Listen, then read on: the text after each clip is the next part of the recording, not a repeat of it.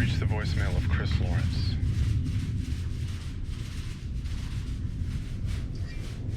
I can't come to the phone right now because I need absolute detachment. Complete freedom. And to be the castaway on a desert island of dreams.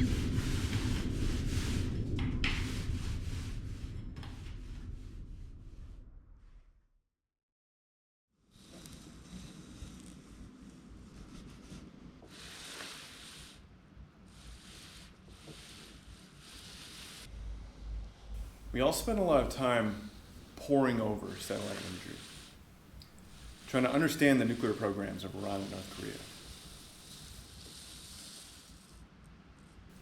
I mean, I've spent hours just monitoring snowmelt patterns on the roof of a single building in North Korea and calculating what those patterns can tell us about the status of the uranium centrifuges.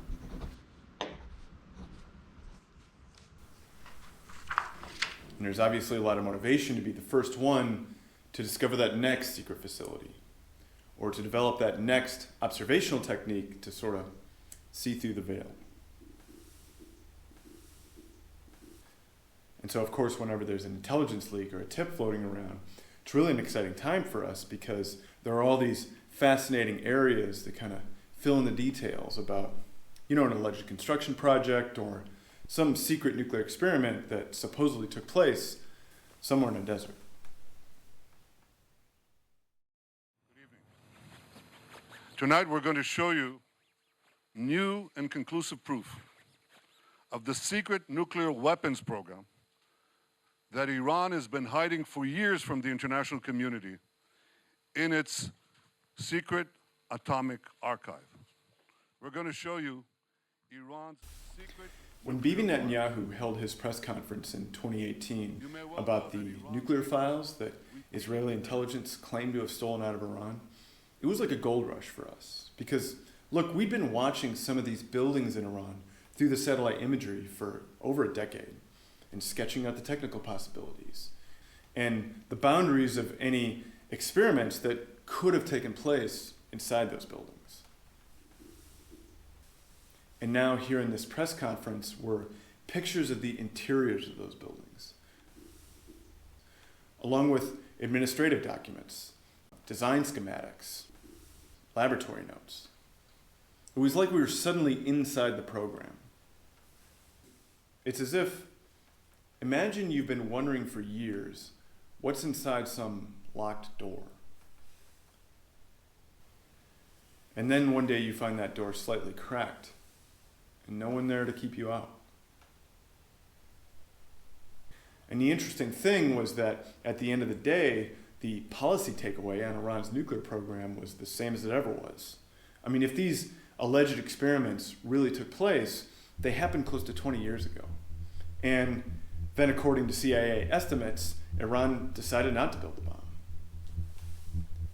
Yet here we are, gathering around these images, filling in the details. How did Iran's neutron initiator work? How big was the air gap between their shockwave generator and the uranium core? How spherically uniform was the implosion wavefront in their hydrodynamic simulations? There are a lot of movements of thought in this experience of uncovering hidden facts in Iran. A lot of metaphors and mental images that are very familiar to me. You start to wonder, what's going on here? Why are these metaphors and images so moving to me? It sometimes feels like these leaks are speaking directly to me. So someone had found some center in me.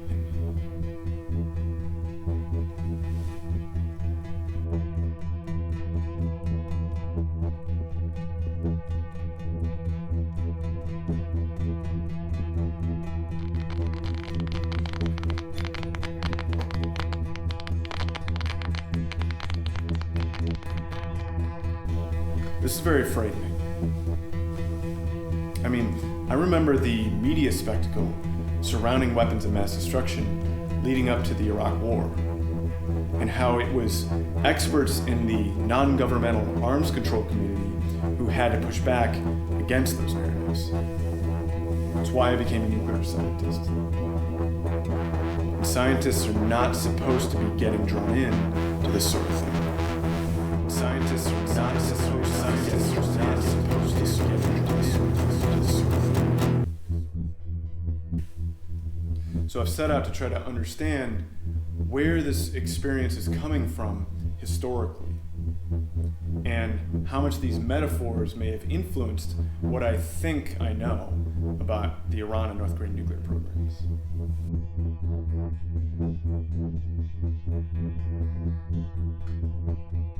So the first thing I did was to go back to the very beginning with Iran, and to look at that first facility that was revealed back in 2002.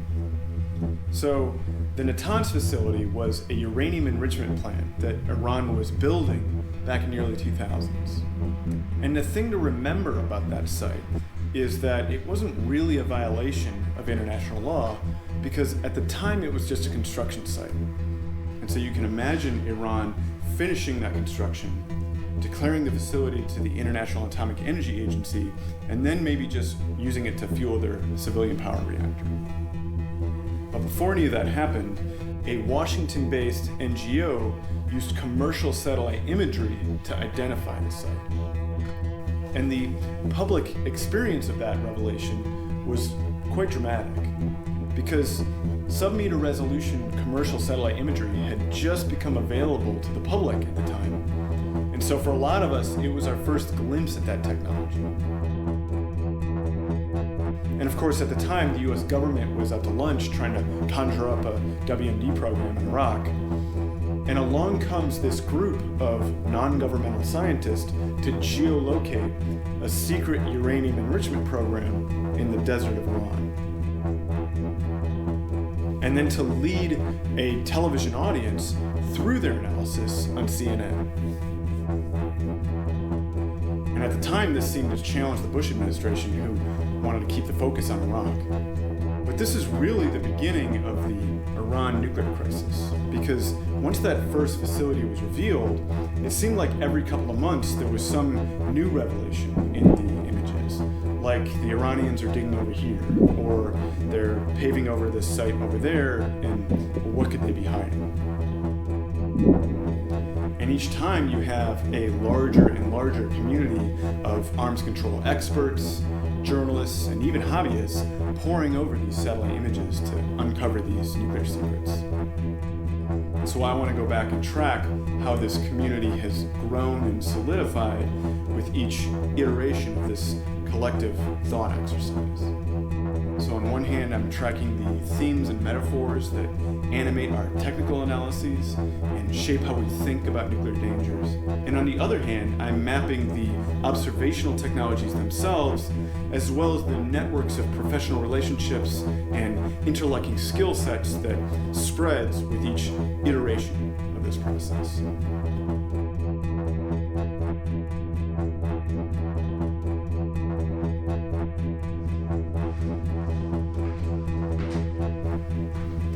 I'm always looking for ways to get my thought process out of my computer, out of my head, and into physical space.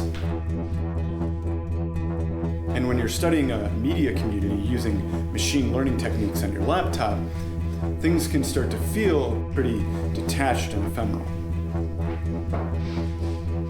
But with the community of non-governmental experts that carries out open source nuclear nonproliferation analysis, you're dealing with a pretty manageable corpus. I mean, you can think of less than 100 academics, experts, and journalists who really make up the main lobe of nuclear nonproliferation arms control discourse in this country. And they play a big role in shaping the public debate about nuclear dangers.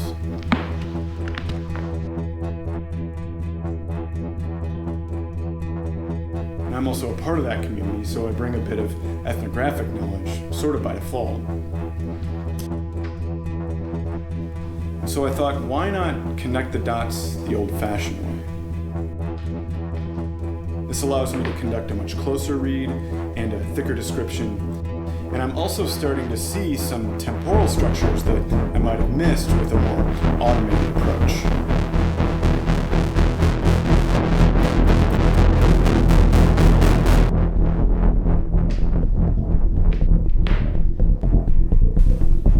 So the first step was to line up the locations in Iran where alleged nuclear facilities have been geolocated over the years, and then mark out in time all of the satellite imagery taskings over those areas since 2002. Then, for each historical moment of revelation, I'm plotting the NGO analyses that were utilizing those images to geolocate and identify the facility of interest, as well as other technological resources that they were utilizing, and then these citation networks as these analysts were in conversation with one another. From there, the images would get taken up by various media outlets who were reporting on these revelations, and so you get these sort of shoots or floral structures as the images would be sort of streaking across the media sphere. And as these analysts and reporters are carrying out this exercise of revelation over and over again, a broader dendritic structure emerges, which gets thicker and more interconnected with each iteration. Plotting in this way, you can also see that the revelatory exercise has its own characteristic time structure to it. So as an example, we can look at the public analysis of Iran's Fordo enrichment plant, which was revealed in 2009. So to begin with, there's always some sort of leak or piece of information from a government that kind of spurs the community into action. And once that leak is out, analysts will quickly begin trying to geolocate the facility of interest, and this can often have the appearance of sort of a race among analysts to be the first one to find and identify the site. And you can see this in the plot. I call it the geolocation branch of the revelatory structure. Next, analysts will begin to debate the legality of the site, and in this case, they were looking back at the archives of old satellite images, trying to find out when construction first began, since, in their view, that would have some bearing on when Iran would be required to declare the facility. So that would be the legality branch of this particular iteration. And finally, there are the breakout time debates. So many analysts have their own pet model of Iran's R1 centrifuge, and they'll use that to put forth competing SWU rate calculations for just how long it would take to enrich enough uranium at this facility if Iran were to choose to break out of the Nonproliferation Treaty and build a bomb. And those debates have their own branch. And throughout these debates, the images are bouncing back and forth like sparks between the analytic and journalistic communities. And this dendritic structure seems to recur now endlessly. It's essentially become its own kind of media cycle. But the problem here is that there's never any real point of closure.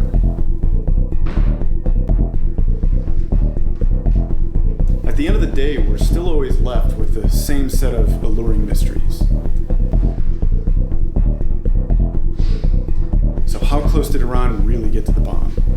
And if they chose to build the bomb today, how long would it take them? This emergent structure is sort of built and conditioned to ask this same question in one form or another over and over again.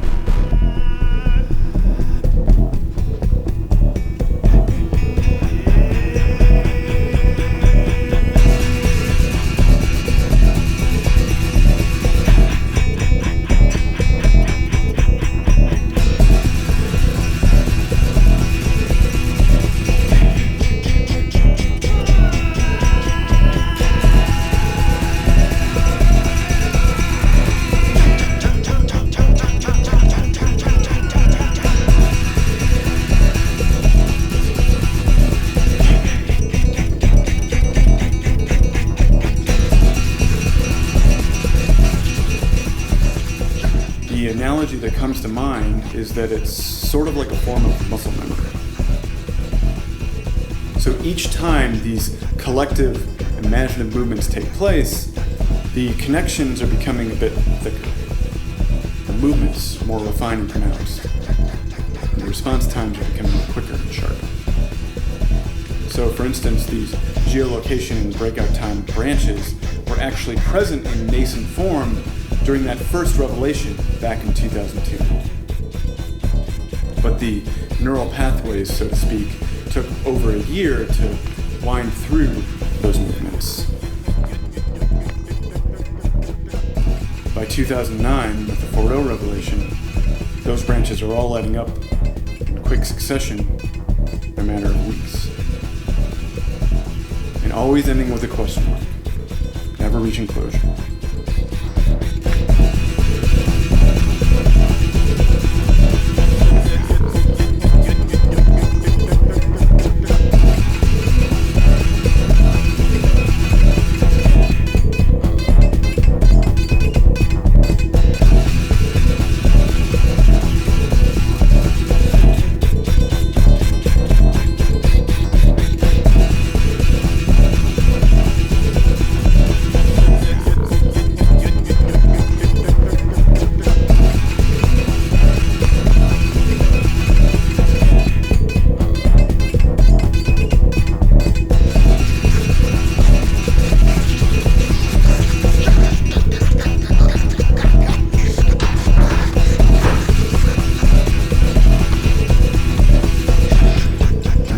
Analogy of muscle memory flows into the kind of anatomical insight that I think is so alarming about the arms control nuclear nonproliferation community.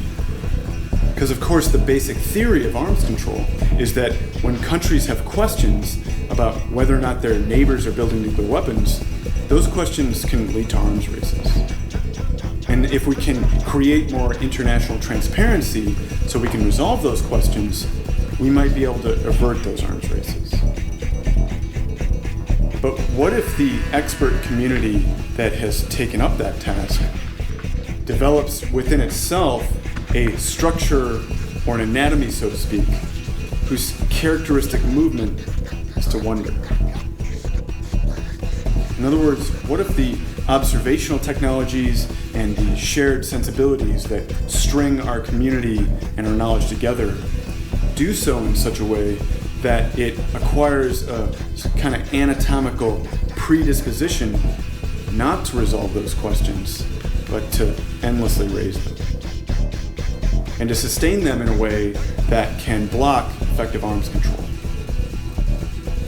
So whether it's the endless questions about the possible military dimensions of Iran's now decades dormant nuclear experiments, or the search for North Korea's secret uranium enrichment plants or secret missile bases that seem to always resurface right when a diplomatic agreement seems to be just within reach. If that's the case, then if we really want to avert the next arms races, we may need to work against our own enemy, against our own shared sensibilities as experts, and to resist the itch of that next set of mysteries out there in the desert.